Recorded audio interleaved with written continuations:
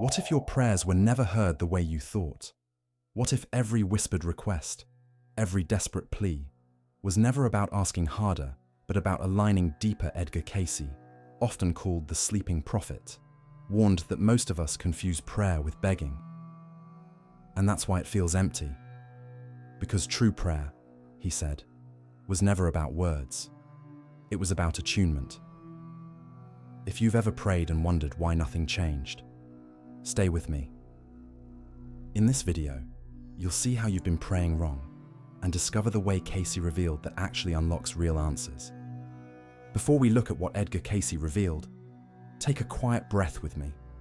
Think back to the last time you prayed. Was it rushed, anxious, or maybe just a string of words you didn't fully feel? If even one of those moments comes to mind, don't judge yourself. Simply notice it. And, if you want, type a soft "I'm listening" in the comments, not for me, but as a signal to yourself that you're open to seeing prayer in a new light.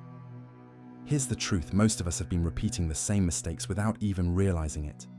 The first is treating prayer like a shopping list, asking only for outcomes while forgetting the deeper ideal that gives our words power. The second is coming to prayer with a heart full of worry, as if anxiety could ever carry our voice beyond the noise of our mind. The third mistake is repeating lines we've memorized, but leaving out the one thing that makes them alive: our feeling. The fourth is separating our words from our actions, speaking of love but not living it.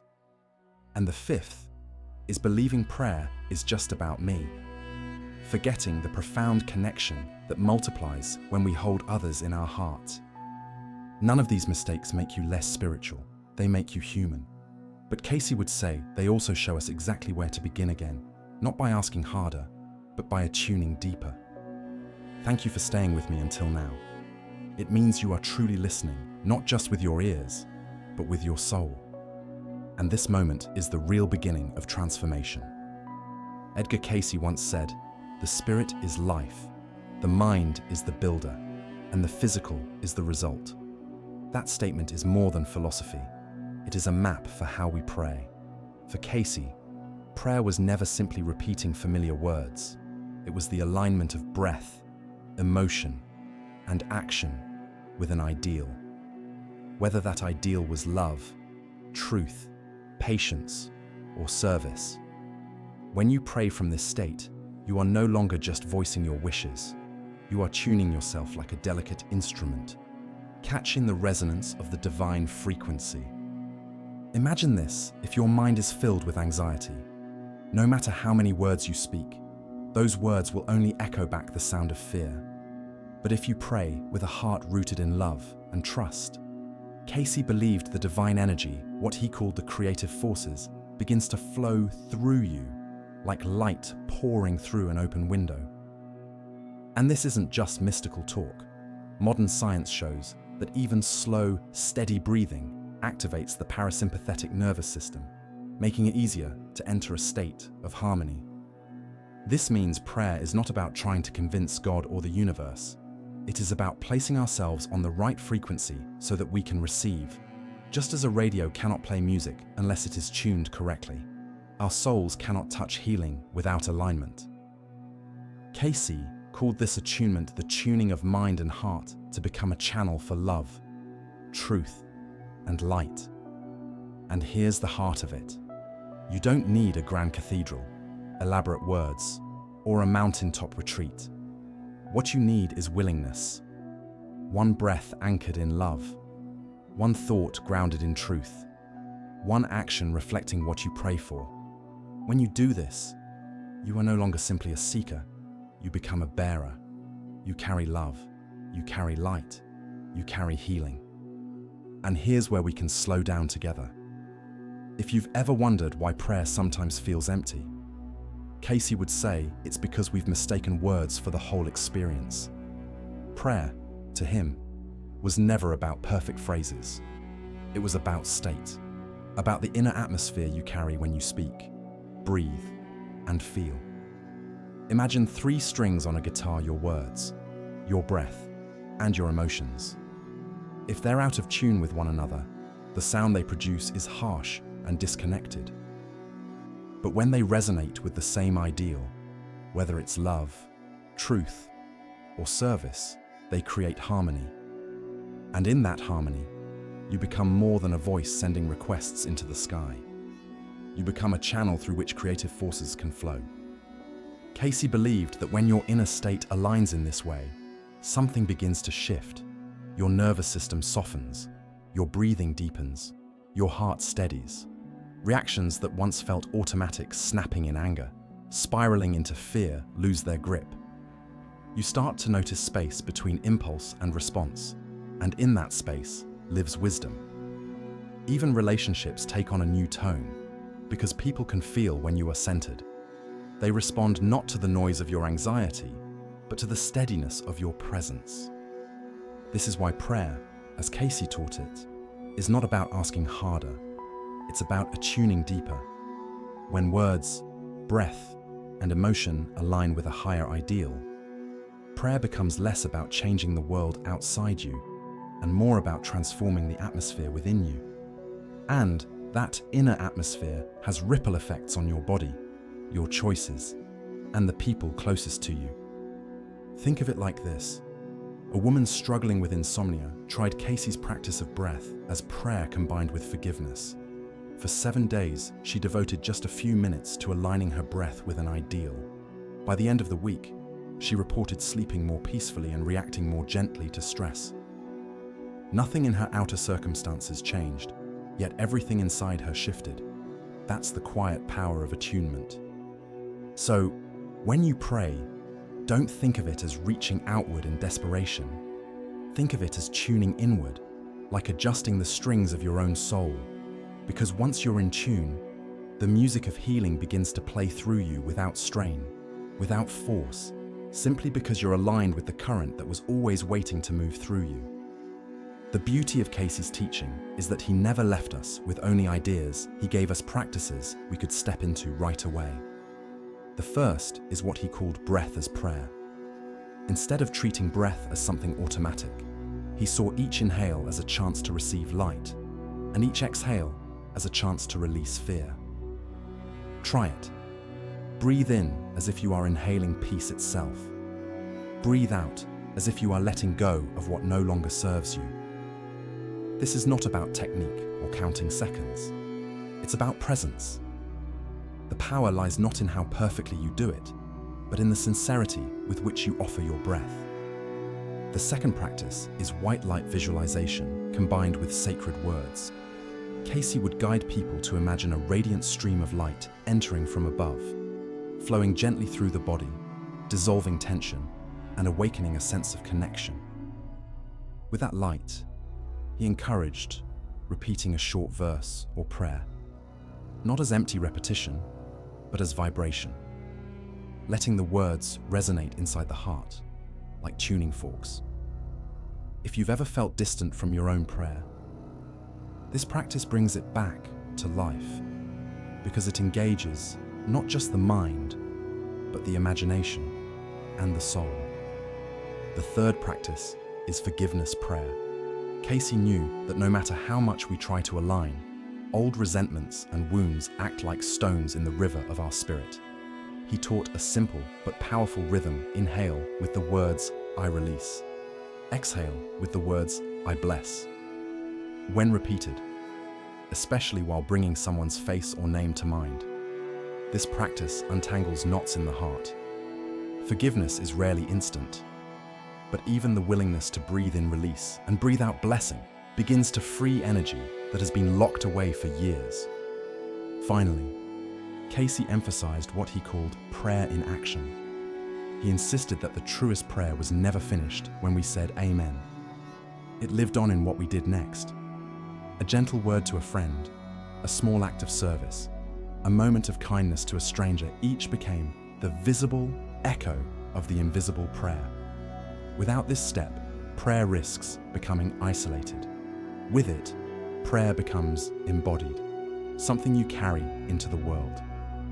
What's striking about these 4 practices is their simplicity. None require special robes, mantras in foreign tongues, or mountaintop retreats. They require only sincerity and willingness. And perhaps most importantly, they remind us that prayer is not about escaping life, but entering it more deeply with breath, with light, with forgiveness, and with action. If one of these practices spoke to you, consider pausing for a moment today to try it, even if only for 1 minute. And if you feel ready, share in the comments which one you'll begin with: breath, light, forgiveness, or action. Not for me, but as a quiet declaration to yourself, this is the way I will start to pray differently. You've just heard about these practices in theory, but Cayce never wanted prayer to remain an idea, he wanted it to be lived. So let's take a single step together right now. Wherever you are at your desk, lying in bed, or even standing by a window, let yourself arrive fully in this moment. Close your eyes softly if you can. Take a slow, gentle inhale and whisper inside, "Align with love." Now exhale just as slowly and let the words echo. Act with love. Again, breathe in light, breathe out weight, breathe in clarity, breathe out confusion. As you settle into this rhythm, imagine a stream of soft white light entering through the crown of your head, pausing in your heart, and expanding with every breath you take. Let that light remind you of what peace feels like, not something to create, but something to remember. Stay with it for just 1 minute. That's all it takes to shift the atmosphere of your inner world. And if you felt even the faintest release, even 1% lighter, let that be your sign. You just prayed in a new way. If you'd like, write the word "returning" in the comments as a gentle promise to yourself that you'll come back to this practice tomorrow. Now that you've tasted what true prayer can feel like, let's make it more than a passing moment. Cayce believed transformation rarely came in one burst of light. It came in steady alignment, little by little, day after day. That's why I want to invite you into a gentle 7-day challenge. Not as pressure, but as an experiment with your own soul. For the first 2 days, simply practice breath as prayer for 5 minutes, letting each inhale receive light and each exhale release what no longer serves you. On days 3 and 4, add the white light visualization with a sacred word, feeling the verse resonate in your chest as the light flows through you. On day 5, devote 5 minutes to forgiveness prayer, inhaling, "I release," and exhaling, "I bless," bringing to mind anyone or anything that still weighs heavy on your heart. And on days 6 and 7, take prayer beyond words. Choose one small act of kindness, one quiet service, and let that be your prayer in action. As you move through the week, pay attention to 3 simple signs: your sleep, your sense of peace, and the way you respond to others. Rate each on a scale of 1 to 5. You may be surprised by the subtle shifts: a calmer night, a softer word, a lighter step. If you're ready to begin, choose your ideal love, truth, or service and type.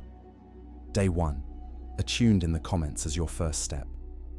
Or, if forgiveness calls to you most, write "I release and bless." This isn't about me.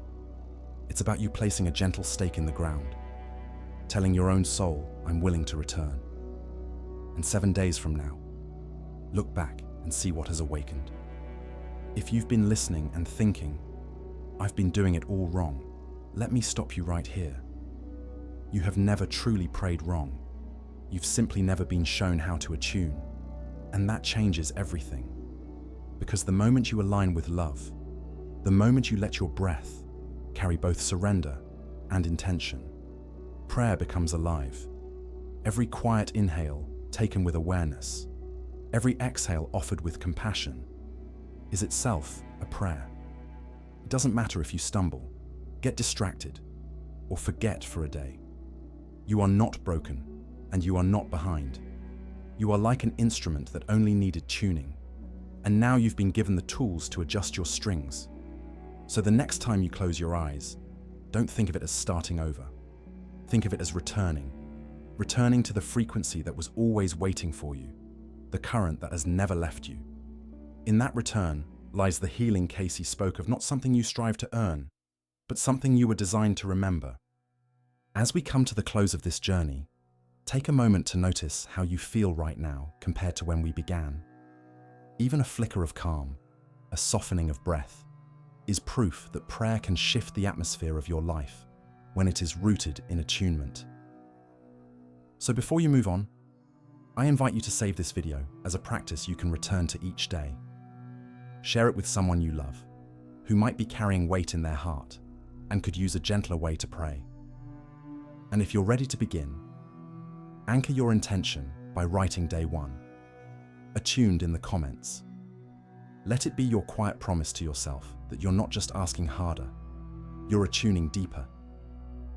Because prayer, as Cayce taught, is not about escaping life, but embodying it.